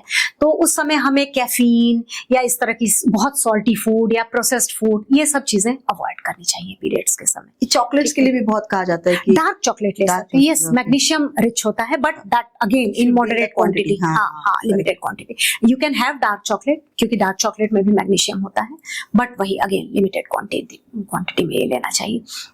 कैल्शियम और विटामिन डी की भी अगर मैं बात करूं तो अगेन जैसे मैंने आयरन और विटामिन सी के बारे में बताया, विटामिन डी जो होता है वो कैल्शियम के एब्सॉर्प्शन में मदद करता है। इसीलिए आप देखेंगी कोई भी आप सप्लीमेंट भी देखेंगी या कोई टैबलेट भी देखेंगी तो आप देखेंगी कि कैल्शियम के साथ यस विटामिन डी जरूर दिया जाता है क्योंकि vitamin D helps in the absorption of calcium. तो पीरियड्स के समय तो ये बात हो गई। अब आपने जैसे पेरीमेनोपॉजल और मेनोपॉजल वुमेन की बात की, तो मेनोपॉज जब होता है रचना जी तो हमारी बॉडी में बहुत चेंजेस आते हैं, राइट। हमारा एस्ट्रोजन लेवल जो है वो एकदम से गिर जाता है, डाउन हो जाता है, हार्मोनल चेंजेस आते हैं। उन हार्मोनल चेंजेस की वजह से बहुत सारे हमारे फिजिकल चेंजेस दिखते हैं, हमारे इमोशनल चेंजेस दिखते हैं, है ना, हमारे मेंटल चेंजेस दिखते हैं। फिजिकल चेंज में बोन लॉस मतलब एक डेटा ये बताता है कि 19% ऑफ द विमेन, है ना, पोस्ट मेनोपॉजल उनमें ऑस्टियोपोरोसिस हो जाता है। ओके, चाहे वो नेक का हो, चाहे वो लंबर का हो, चाहे वो फीमर का हो। हाँ, शायद इसीलिए पैरों में दर्द हो रही है। Yes, osteoporosis means porous bones, right. तो ये पोस्ट मेनोपॉजल बहुत कॉमन होता है। तो bone health is very very important for the post menopausal women. उसके अलावा पोस्ट मेनोपॉज में अगेन मूड स्विंग्स, तो उसका हमें बहुत ध्यान रखना होता है। हॉट फ्लैशेस आते हैं। और आपको एक बड़ी इंटरेस्टिंग बात बताऊं कि हमारे हिंदुस्तान में सीवीडी यानी कार्डियोवैस्कुलर डिजीजेस जो होते हैं वो मेल्स में ज्यादा पाए जाते हैं, है ना, लेकिन पोस्ट मेनोपॉजल विमेन में कार्डियोवैस्कुलर डिजीजेस के चांसेस बहुत बढ़ जाते हैं। ये अगेन बहुत इंटरेस्टिंग डेटा है कि मान लीजिए मेरा अगर अभी मेनोपॉज नहीं हुआ है तो मैं बहुत सेफ एंड सिक्योर्ड हूँ कार्डियोवैस्कुलर डिजीजेस से, if I am leading a healthy lifestyle. लेकिन जैसे ही मेरा मेनोपॉज होगा due to drop in estrogen hormone, क्योंकि एस्ट्रोजन हार्मोन जो होता है वो कार्डियोवैस्कुलर डिजीज को चेक में रखता है, राइट। और जैसे ही एस्ट्रोजन आपका फॉल किया, हार्मोनल इम्बैलेंस हुआ, तो आपके कार्डियोवैस्कुलर डिजीजेस के चांसेस बढ़ जाते हैं। तो उसमें अगेन हमें फैट जो है वो लिमिट करना पड़ता है। गुड कोलेस्ट्रॉल, बैड कोलेस्ट्रॉल का ध्यान रखना होता है। आपको अपने ब्लड टेस्ट जरूर कराते रहने चाहिए to keep a check on the cholesterol level. Fat उस हिसाब से लेना चाहिए। Always go for healthy fats. Mood swings के विटामिन डी और कैल्शियम का बहुत ध्यान रखना चाहिए। मैग्नीशियम रिच फूड का बहुत ध्यान रखना चाहिए। आयरन का भी बहुत ध्यान रखना चाहिए। तो ये चीजें हैं जो एक फीमेल को तो खैर through out the life in चीजों का बहुत ध्यान रखना चाहिए, खासकर पोस्ट मेनोपॉज में विटामिन डी, कैल्शियम, क्योंकि ऑस्टियोपोरोसिस से जो हमें बचाएगा हमारे बोन हेल्थ को, और लिमिटेड फैट जरूर लिमिट करना चाहिए, क्योंकि सीवीडी के चांसेस पोस्ट मेनोपॉजल वुमेन में बढ़ जाते हैं। इस तरह की परेशानी जेंट्स में भी देखी जाती है, कि लेडीज के लिए तो हम शायद मेनोपॉज के कारण बात कर लेते हैं, लेकिन क्या जेंट्स में भी ये चीजें होती हैं कि उन्हें भी ध्यान रखना है, या उनमें भी कोई चेंजेस आते हैं? देखिए, जेंट्स की अगर हम बात करें तो इधर मेल और फीमेल 40 ईयर्स के बाद मसल लॉस दोनों में शुरू हो जाता है। मसल स्ट्रेंथ भी कम हो जाती है आपकी, और मसल मास भी कम होने लगता है। तो एक जेंट्स के लिए भी ये जरूरी होता है कि muscle training is very very important, ताकि आपका मसल मास भी बरकरार रहे और आपके मसल में स्ट्रेंथ भी बरकरार रहे। हाँ, पोस्ट मेनोपॉजल वुमेन में एक और चीज का जिक्र करना मैं भूल गई, exercise. Exercise is very very important post menopause. Detoxification जिसमें काफी ट्रेंड में है आज, तो उसके लिए आपका क्या मानना है कि क्या वो एक हेल्दी लाइफ के लिए बहुत जरूरी है, हेल्दी रहने के लिए हमारे? देखिए, डिटॉक्सिन क्या होता है? डी मतलब बाहर निकालना, टॉक्सिन जो हमारी बॉडी में टॉक्सिक मटेरियल्स हैं, राइट। अगर हम मेडिकली बात करते हैं तो ड्रग्स, अल्कोहल, इन चीजों को टॉक्सिन माना जाता है। अगर हम आज के मॉडर्न सिनेरियो में बात करते हैं तो पॉल्यूटेंट्स भी जो हमारे बॉडी में जा रहे हैं वो भी टॉक्सिन है, ठीक है। केमिकल्स जो हमारे बॉडी में जा रहे हैं वो भी टॉक्सिन्स हैं। जो हम प्रोसेस्ड फूड खा रहे हैं उससे जो गंदगी जा रही है वो भी टॉक्सिन्स है ना। तो उसको हमारे शरीर से बाहर निकालना इज डिटॉक्सिफिकेशन, राइट। अब देखिए, शुरू में ही जैसे मैंने कहा था कि ईश्वर ने हमारे शरीर को बनाकर भेजा है, और ईश्वर ने जिस तरह की ये मशीनरी बनाई है और जिस तरह इसका मैकेनिज्म बनाया है, इसका कोई जवाब नहीं है। बाहर से कोई भी चीज इसको कॉम्पनसेट नहीं कर सकती, राइट। तो जैसे आजकल लोग डिटॉक्सिफिकेशन बहुत बात करते हैं कि हमने करेले का जूस पिया है, हमने लौकी का जूस पिया है, हमने नींबू पानी पिया है, हमने ये किया है, हमने वो स्लाइसेस भी वो फ्रूट्स और वेजिटेबल्स के पानी में डाल के रखते हैं। हाँ, राइट, इन्फ्यूज्ड वाटर, और ये डिटॉक्सिफाई करता है आपकी बॉडी को। देखिए, बेसिकली इसका कोई भी साइंटिफिक एविडेंस नहीं है कि ये चीजें आपके बॉडी को डिटॉक्सिफाई करती हैं, राइट। डिटॉक्सिफिकेशन का हमारे बॉडी में अपना मैकेनिज्म है। हमारे बॉडी के अंदर ऑलरेडी डिटॉक्स ऑर्गन्स हैं। अगर हम डिटॉक्स ऑर्गन्स की बात करें तो लीवर हमारा डिटॉक्स ऑर्गन है, जो हार्मफुल सब्सटेंस जो होते हैं उनको नेचुरल या अच्छे सब्सटेंस में बदलता है, राइट। किडनी हमारा डिटॉक्स ऑर्गन है, जो कि फिल्टर करता है ना, और फिल्टर करता है, और हमारे जो भी सोडियम है और उसको किस तरह से रेगुलेट करना चाहिए वो रेगुलेट करता है, राइट। लंग्स हमारा डिटॉक्स ऑर्गन है। कैसे? क्योंकि कार्बन डाइऑक्साइड को वो बाहर निकालता है, ठीक है। हमारा स्किन भी डिटॉक्स ऑर्गन है। कैसे? क्योंकि वो एक हमें प्रोटेक्टिव लेयर देता है, और हमारे स्किन से स्वेट के थ्रू यूरिया, सोडियम, वाटर ये सब बाहर निकलता है, राइट। इसी तरह पांचवा ऑर्गन हमारा डाइजेस्टिव सिस्टम, ये भी हमारा डिटॉक्स ऑर्गन है। क्यों? क्योंकि ये जैसे मेटाबॉलिक प्रोडक्ट जो होते हैं, जो भी अनयूजेबल होते हैं, उसको बाहर निकालता है, वेस्ट के थ्रू बाहर निकाल देता है हमारे, और जो भी यूजेबल प्रोडक्ट्स हैं उनका एब्जॉर्प्शन करता है, ठीक है।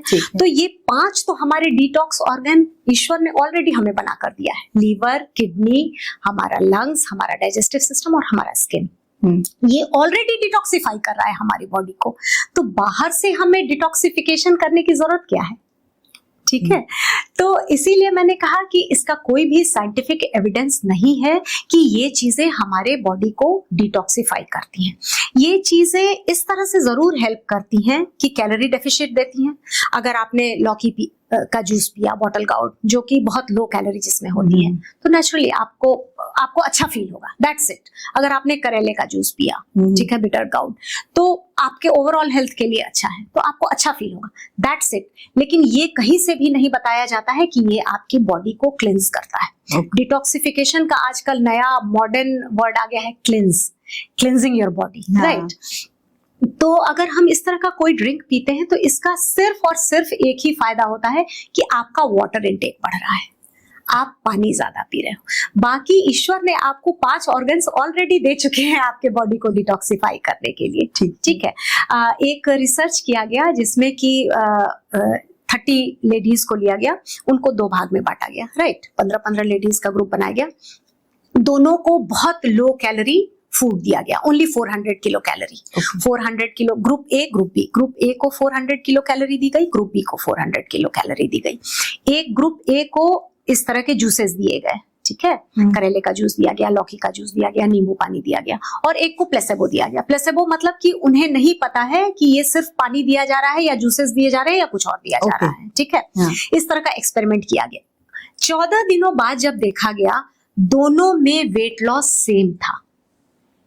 ऐसा नहीं है कि जिनको जूसेस दिए गए उनमें वेट लॉस ज्यादा हुआ और जिन्होंने सिर्फ पानी पिया उसको वेट लॉस कम हुआ, क्योंकि किलो कैलोरी का डिस्ट्रीब्यूशन सेम था। तो ये कहीं भी ये एविडेंस ये नहीं दिखा था। 2009 में ये सर्वे किया गया था और इस सर्वे के बाद पता चला कि ऐसा कुछ भी नहीं है कि इन डिटॉक्सिफाई, जिसको डिटॉक्सिफिकेशन कहते हैं और डिटॉक्स जूसेस कहते हैं, हर्बल जूसेस कहते हैं, वो जो है आपको इस तरीके से फायदा पहुंचा रहा है। बल्कि अगर मैं कहूँ, या मैं नहीं कहती, ये एविडेंसेस बताते हैं कि जो भी हर्बल टी होते हैं या इस तरह की चीजें होती हैं, एक हल्दी वाला दूध, हल्दी वाले दूध की तो मैं अलग बात करूंगी, वो डिटॉक्सिफिकेशन नहीं करता है, वो अलग तरीके से उसकी बात करेंगे। जैसे ये जो हर्बल टी या मार्केट में इस तरह की बहुत सारी चीजें आती हैं, एक्चुअली हमें इसका इंग्रेडिएंट्स नहीं पता होता है, या इंग्रेडिएंट्स पता भी है तो उसका प्रॉपर रेगुलेशन नहीं है कि उसमें क्या चीज यूज की जा रही है ना। एक ये भी रिसर्च आया था कि एक लेडी ने 14 दिनों तक, कोई हर्बल टी था जो उसने परचेज किया कहीं से, और लिखा हुआ था कि 3 टाइम्स अ डे ये लेना है। उसने बगैर कुछ खाए पिए 3 टाइम्स अ डे उस हर्बल टी को कंटिन्यूअस यूज करती रही, ठीक है। बाद में उसको लीवर डिजीज हो गया, उसको लीवर की प्रॉब्लम हो गई। तो पता चला, जब डॉक्टर ने उसका हिस्ट्री लेना शुरू किया तो पता चला। तो इस तरह की कोई भी चीज जिसका हमारे पास साइंटिफिक एविडेंस नहीं है, हमें फॉलो नहीं करनी चाहिए। ईश्वर ने ऐसा मैकेनिज्म बनाया है, ईश्वर ने हमारे बॉडी में ऑलरेडी ऑर्गन्स ऐसे दिए हैं जो डिटॉक्सिफाई कर रहे हैं हमारे बॉडी को। ये सिर्फ हम वाटर इनटेक हमारा बढ़ाता है, that's it. Water intake, yes, water intake की भी मैं अगर बात करूं, हाइड्रेशन, तो बहुत लोगों को लगता है कि खूब पानी पीना चाहिए, है ना। जितना पानी हम पिएंगे हमारा स्किन उतना अच्छा रहेगा, हम उतने हेल्दी रहेंगे, ऐसे फलाना, इस तरह की बातें होती हैं। लेकिन वाटर के बारे में अगेन मैं यही कहना चाहूंगी कि 8 to 10 glasses a day is sufficient. Okay, अगर adult person, for an adult person, अगर आप उससे ज्यादा पानी पिएंगे तो क्या होगा? कुछ नहीं होगा। आप बार बार यूरिन जाएंगी और आपकी बॉडी में यूरिन का कॉन्सेंट्रेशन बढ़ेगा। तो यूरिन का कॉन्सेंट्रेशन बढ़ेगा मींस हाइपोनेट्रीमिया होगा, आपको यूरिन का कॉन्सेंट्रेशन बढ़ा तो वो पता चला कि आप फिर किसी और प्रॉब्लम में फंसती चली जाएंगी, या फिर आप बार बार वॉशरूम जाएंगी, दैट्स इट। हमारे बॉडी को 8 to 10 ग्लासेस वाटर की जरूरत है, तो उतना ही लीजिए जितने की जरूरत है। एक अल्कालाइन वाटर भी बड़ा आया है ट्रेंड में आजकल। तो देखिए, अल्कलाइन वाटर की बात हम इसलिए करते हैं कि बेसिकली अगर हमारी बॉडी अल्कलाइन रहती है तो it is good for our health. 7.35 से 7.45 पीएच के बीच हमारी बॉडी का वो रहता है, पीएच होता है। लेकिन कोई भी डाइट या कोई भी फूड या कोई भी पानी ऐसा नहीं होता है जो कि हमारे बॉडी को अल्कलाइन बनाता है। अगर आप फ्रूट्स खा रही हैं, अगर आप ग्रीन वेजिटेबल्स ले रही हैं, अगर आप होल ग्रेन्स खा रही हैं, अगर आप हेल्दी और बैलेंस्ड डाइट ले रही हैं, तो ऑटोमेटिकली आपकी बॉडी अल्कलाइन स्टेट में रहेगी। तो ऐसा कुछ भी नहीं है कि अल्कलाइन वाटर अलग से आपकी बॉडी को अल्कलाइन बना रहा है। वो हेल्प जरूर कर सकता है, बट वो कितना अल्कलाइन है, कितना अल्कलाइन नहीं है, ये तो हमें नहीं पता। ठीक है, ये बात। तो ये वाटर प्यूरिफायर्स जो क्लेम करते हैं अल्कलाइन वाटर प्रोवाइड करने का, तो क्या ये ठीक है? अब इसके बारे में तो मैं कुछ कमेंट नहीं कर सकती। अब उनका अपना रेगुलेशन होता होगा या वो कहीं से वो पास कराते होंगे कि yes this is alkaline water, तो फिर ठीक है। अगर हम ये जानकर ले रहे हैं कि भाई अल्कलाइन वाटर ले रहे हैं तो ठीक है। लेकिन अब वो किस तरह के प्रोसेस से गुजर रहे हैं और उनका रेगुलेशन कितना किस लेवल का है, इस पे तो I can not comment. Gut health, एक गट हेल्थ की भी बहुत आजकल बात होती है कि हमारा गट हेल्थ अच्छा होना चाहिए, तो इसको भी हम अपनी डाइट के थ्रू कर सकते हैं कंट्रोल? हाँ, ये आपका सवाल बहुत ही अच्छा है रचना जी, क्योंकि गट जो है, गट इज आवर सेकंड ब्रेन, ठीक है। और गट में जो हमारे होते हैं माइक्रोबायोम्स होते हैं, बैक्टीरिया होते हैं। 99% बैक्टीरिया जो होते हैं वो हमारे किसी भी यूज के नहीं होते हैं, ठीक है। 1% बैक्टीरिया जो होते हैं, जो हेल्दी बैक्टीरियाज होते हैं, जो माइक्रोबायोम्स बनाते हैं, वो हमारे गट हेल्थ के लिए बहुत इंपॉर्टेंट होते हैं। ओके। इसीलिए कहा जाता है कि भाई वो बैक्टीरिया अच्छे हैं हमारे लिए, ठीक है, वो हमारे गट में रहे तो ये अच्छी बात है, लेकिन वो बैक्टीरिया रहेंगे कैसे हमारे गट में अच्छे तरीके से? भाई हम उनको भी फीड करेंगे तभी तो वो अच्छी तरीके से रहेंगे, नहीं तो वो मर जाएंगे। हाँ। तो गट हेल्थ इसलिए जरूरी है कि हमें उन माइक्रोबायोम्स को फीड करना जरूरी है, और उसके लिए डाइटरी फाइबर क्यों कहा जाता है कि भाई साइलियम हस्क, जिसको हम इसबगोल बोलते हैं, या आप फाइबर रिच फूड खाइए, आप वेजिटेबल्स खाइए, आप होल ग्रेन्स खाइए। डाइटरी फाइबर हमारे बॉडी के लिए, जैसे मैंने ABC बताया था कि ऑलवेज बी काउंटिंग, कि आप 27 से 30 सर्विंग्स ऑफ वेजिटेबल्स और फ्रूट्स अपने डाइट में पर वीक ले रहे हैं या नहीं ले रहे हैं। तो आप डाइटरी फाइबर देंगे तो उन माइक्रोबायोम्स का वही खाना है। अच्छा। तो माइक्रोबायोम्स उन डाइटरी फाइबर को खाएंगे तो वो चुस्त दुरुस्त और हेल्दी रहेंगे, तो आपके गट को चुस्त दुरुस्त और हेल्दी रखेंगे। अगर उनको खाना नहीं मिलेगा उस प्रॉपर तरीके से, आप उनको फाइबर या न्यूट्रिशियस फूड नहीं दे रहे, तो वो क्या करेंगे, आपके म्यूकस लाइनिंग को खाना शुरू करेंगे, तो आपको और 10 तरह की प्रॉब्लम्स होंगी। तो इसलिए गट हेल्थ बहुत जरूरी है। गट हेल्थ की आपने बात की तो मैं बताना चाहूंगी कि एक बड़ी अच्छी डॉक्यूमेंट्री है नेटफ्लिक्स पे, हैक योर हेल्थ। अच्छा। Hack your health, it's all about gut health. और बिल्कुल आजकल के मॉडर्न जमाने में गट हेल्थ पर कितना ध्यान दिया जा रहा है, माइक्रोबायोम्स हमारे गट के लिए कितना इंपॉर्टेंट है, माइक्रोबायोम्स को किस तरह का खाना देना चाहिए, प्रीबायोटिक्स जैसे प्रीबायोटिक्स जो भी होते हैं वो क्यों जरूरी है माइक्रोबायोम्स के लिए। तो मैं रिक्वेस्ट करूंगी आपसे भी और अपने सुनने वालों से कि hack your health, it's a beautiful documentary on Netflix. अच्छा। जरूर इसको देखें, तो उससे आपको गट हेल्थ के बारे में और किस तरह का फूड हमें लेना चाहिए, क्योंकि गट इज आवर सेकंड ब्रेन। और आप देखेंगे कि जिसका गट हेल्दी है वो ओवरऑल हेल्दी है, नहीं तो किसी को IBS की प्रॉब्लम हो रही है, किसी को पेट खराब रह रहा है, किसी को पेट दर्द की प्रॉब्लम हो रही है। इसीलिए gut health is very very important, because again gut is our second brain. एक हल्दी वाला दूध, माँ का दूध, माँ जरा सी खांसी जुकाम हो गया हल्दी वाला दूध पिया, चोट लग गई हल्दी वाला दूध पिया। हाँ। तो ये हल्दी वाला दूध सच में अच्छा है? हाँ, हल्दी वाला दूध सच में अच्छा है, क्योंकि अगर हम साइंटिफिक तौर पे बात करें, बीइंग अ न्यूट्रिशनिस्ट मैं बात करूं, तो जैसे दूध हम जिसे भी रेकमेंड करते हैं fat free milk, usually skimmed milk हम बोलते हैं। दूध में अगर आपने अ पिंच ऑफ हल्दी डाली, ठीक है, हल्दी जरूर अच्छी होनी चाहिए, अगर घर की बनी हो, हाँ ओरिजिनल हल्दी हो। और हल्दी में क्या पाया जाता है, हल्दी में पाया जाता है कर्क्यूमिन, जो कि हमारे बॉडी के लिए बहुत ही अच्छा होता है, ठीक है। तो अगर हम उसमें कर्क्यूमिन मिला रहे हैं, और नॉट ओनली हल्दी, उसके साथ हल्का सा पेपर पाउडर डालें। अब बात आई कि पेपर पाउडर डालना क्यों जरूरी है भाई, तो पेपर पाउडर अगर हम उस हल्दी वाले दूध में डालते हैं तो कर्क्यूमिन जो होता है, जो हल्दी में पाया जाता है, वो पेपर पाउडर कर्क्यूमिन के एब्जॉर्प्शन को 2000% बढ़ा देता है, तो वो बहुत ज्यादा बेनिफिशियल है। इसीलिए हल्दी वाला दूध को गोल्डन मिल्क कहा जाता है। और मैं सबसे ये रिक्वेस्ट करूंगी कि रात में सोने के पहले अगर आप गोल्डन मिल्क ले रहे हैं तो it's very very good for your health. But again a pinch of हल्दी और थोड़ा सा pepper powder for the absorption of that curcumin, that is important for, और वो 2000% बढ़ा देता है कर्क्यूमिन के एब्जॉर्प्शन को। इसलिए हल्दी वाला दूध तो सच में अच्छा है तभी से गोल्डन मिल्क कहते हैं। हमारी पूरी बातचीत का अगर हम सार निकाले तो हम 2 ही चीजों पर ज्यादा घूमे, गुड फूड और एक्सरसाइज। बिल्कुल। तो ये गुड फूड और एक्सरसाइज हमारी लॉन्जेविटी के लिए कितना इंपॉर्टेंट है, एक बार और जरा हमारे दर्शकों को बताइए। बिल्कुल बिल्कुल।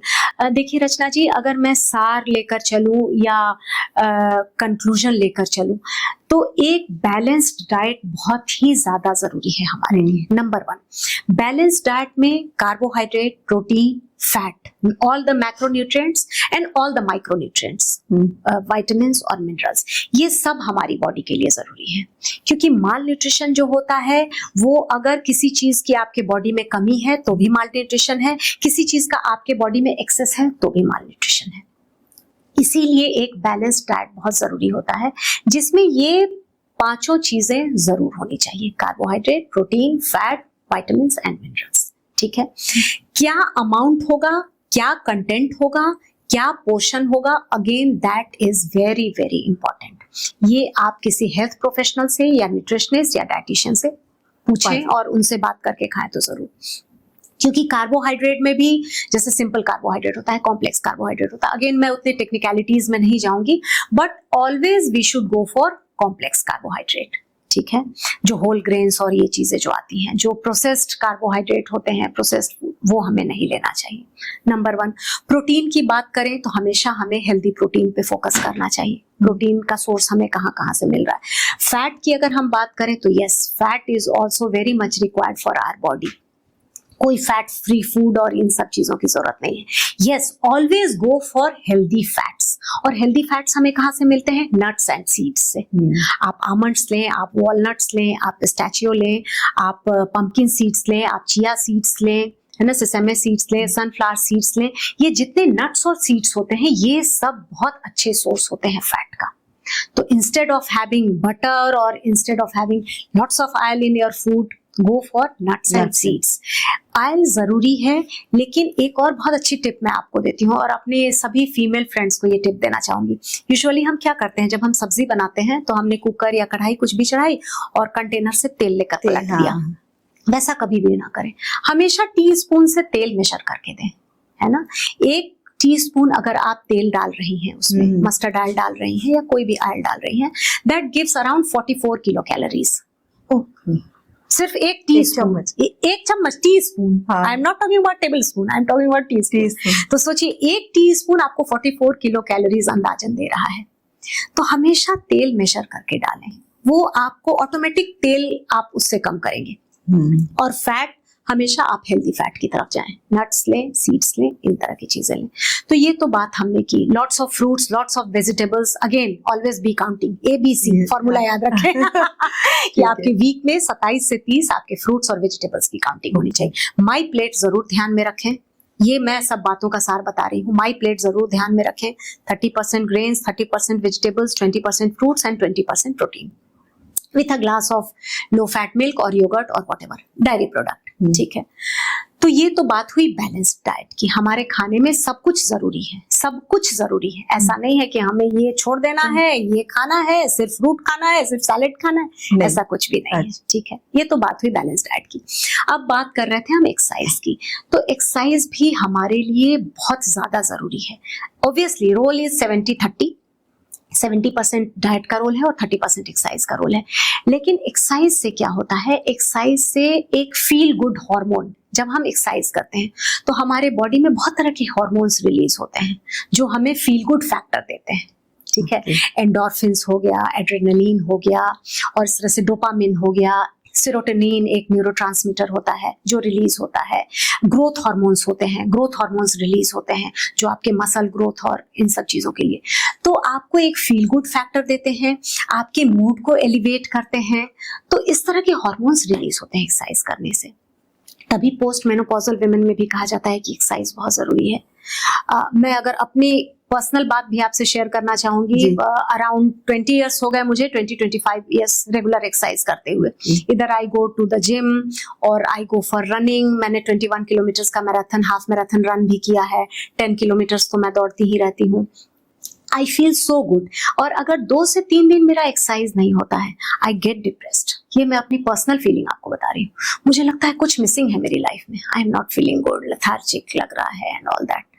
तो एक्सरसाइज आपके इस तरह के अच्छे हार्मोन्स को जो सिक्रीट करता है, तो आपको एक फील गुड फैक्टर मिलता है। अब बात कर रही थी आप लॉन्जिविटी की।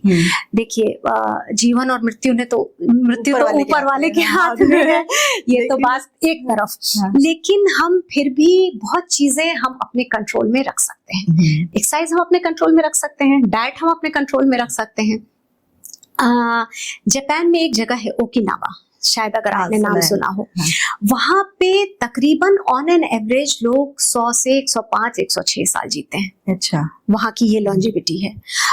एक ब्लू जोन्स करके, अगेन नेटफ्लिक्स पे डॉक्यूमेंट्री है, मैं सबको ये रिकमेंड करूंगी, जरूर देखें। 7 या 8 एपिसोड की एक डॉक्यूमेंट्री है, blue zones. All over world में कुछ ब्लू जोन्स निकाले गए। वो ब्लू जोन्स क्या थे, तो वहां लॉन्जिविटी क्यों है ये पता किया गया, वहां के लोग हेल्दी क्यों हैं ये पता किया गया, और उसका जिस्ट जो निकला, उसका सार जो निकला, वो ये निकला Rachna ji, you will be surprised to know कि उनका बैलेंस्ड डाइट था। ठीक है, लोकल फूड वो खाते थे, जो उनके अपने आसपास के जो फूड ये हो रहे हैं वो खाते थे। उनकी जिंदगी में, जैसे ओकिनावा की जो मैं बात कर रही हूँ, ओकिनावा के किसी भी घर में डाइनिंग टेबल नहीं होता। ओके क्यों और जितने उनके ये कबर्ड्स वगैरह या अलमीरे बने होते हैं सब फ्लोर से बिल्कुल छोटी हाइट पे होते हैं। क्यों? क्योंकि वो बार बार नीचे बैठे 30 टाइम्स अ डे तकरीबन वो नीचे बैठते हैं और ऊपर उठते हैं। सोचिए आपकी एक्सरसाइज तो ऐसे ही हो गई। हाँ। खाना खाने आप नीचे बैठ रहे हो, जैसे पुराने जमाने में हम लोग खाना खाने नीचे बैठते थे। तो किसी भी घर में ओकिनावा में डाइनिंग टेबल नहीं है। उनकी जितनी अलमारियां हैं सब फ्लोर से बिल्कुल हल्के ऊपर तक हैं, ताकि आपको कोई भी सामान निकालना है you will have to sit, फिर आप सामान निकालिए तब फिर आप खड़े होइए। तो ये बात निकल कर आई कि वो किसी भी एक्सपेंसिव जिम में नहीं जाते, ये इन्हीं छोटी छोटी चीजों से उनकी एक्सरसाइज होती है। कई जगह के बारे में ऐसा बताया गया कि चर्च है, लोग चर्च जाते हैं और चर्च बहुत हाइट पे बनी हुई है, तो वो बार बार दिन भर में अगर 2 बार आ रहे हैं जा रहे हैं तो उनकी तो ट्रेकिंग ऐसे ही हो जा रही है। माउंटेन क्लाइंबिंग जो हम करते हैं उनकी तो ऐसे ही हो जा रही है। सोशली दे आर वेरी उन्होंने एक्टिव। पर लाइफस्टाइल ऐसा बनाया है। लाइफस्टाइल ऐसा बनाया है और लाइफस्टाइल ऐसा उनका बन गया है। Socially they are very active, है ना। लव, लाफ्टर, फन उनकी जिंदगी में भरा हुआ है। हंसते हैं, बोलते हैं, एक दूसरे से मिलते हैं। और तो शायद जस्ट यही निकला कि इन सब चीजों का प्लस इकिगाई, जो मैं इकिगाई की बात कर रही थी, इकिगाई आपके जिंदगी का कोई लक्ष्य होना चाहिए, आपकी जिंदगी का कोई पैशन होना चाहिए, आपकी जिंदगी का कोई मोटो होना चाहिए। ये क्या कि सुबह उठे, काम किया, खाना खाए और फिर सो गए, नहीं। मेरी लाइफ का ये पैशन है, मेरी लाइफ में मुझे ये अचीव करना है, I have to achieve this. Ikigai इसे बोलते हैं। तो basically they keep themselves physically active, उनको फिजिकली भी वो खुद को एक्टिव रखते हैं और मेंटली भी वो एक्टिव रहते हैं। कहते हैं कि जैसे हमें फिजिकली फिट रहने के लिए एक्सरसाइज जरूरी है, वैसे ही हमें मेंटली फिट रहने के लिए भी इस तरह की चीजें जरूरी है। तो लॉन्जिविटी का आप देखिएगा जरूर, ये डॉक्यूमेंट्री ब्लू जोन्स नेटफ्लिक्स पे है और देखने से बहुत ही प्रेरणादायक है। एक्चुअली उसकी हम छोटी छोटी चीजें भी अपने जीवन में अगर उतार सकें तो बहुत, तो लॉन्जिविटी पे तो असर आता है एक्सरसाइज से, सोशली एक्टिव रहने से, अच्छे खान पान से, बैलेंस्ड डाइट से। इन चीजों का बहुत रोल है हमारी लॉन्जिविटी में।